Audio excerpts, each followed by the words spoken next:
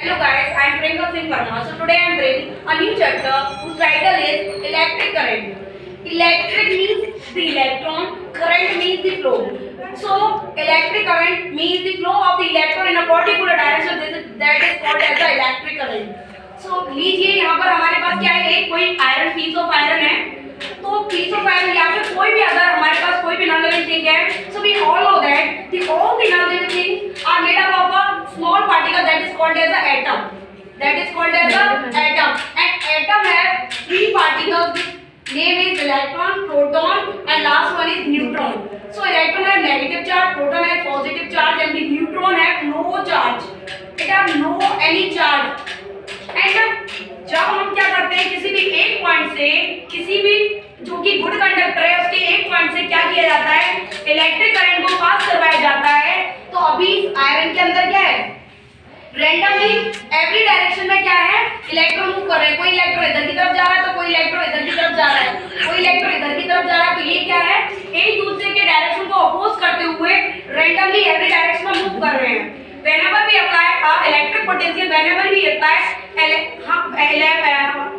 flow or current can be straight the path of all the electron present in any piece of iron. तो ये क्या करेगा, जब हम करंट इस पर अप्लाई करेंगे, करंट आने से होगा क्या कि जितने भी इलेक्ट्रॉन हैं उनका डायरेक्शन क्या हो जाएगा, स्ट्रेट हो जाएगा। And this generate a electricity and this is called as a flow of current. This is called as a flow of current. So I hope you will understand these two terms. So whenever you talking about electric current, there is I have a primary source, I have a primary source that is called as a cell.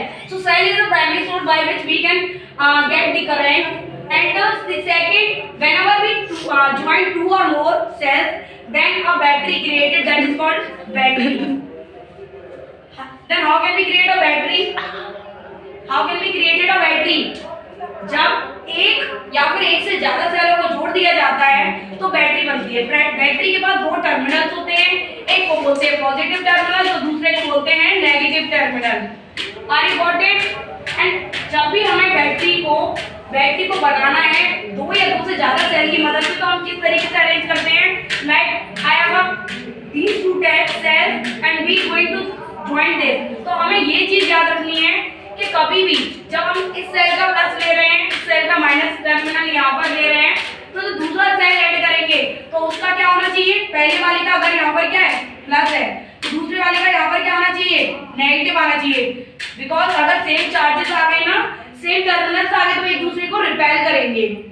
So that's why we take two different terminals. I hope you will understand about these terms। और next video में हम आगे भी electric current के बारे में चर्चा करेंगे। So okay guys, thank you.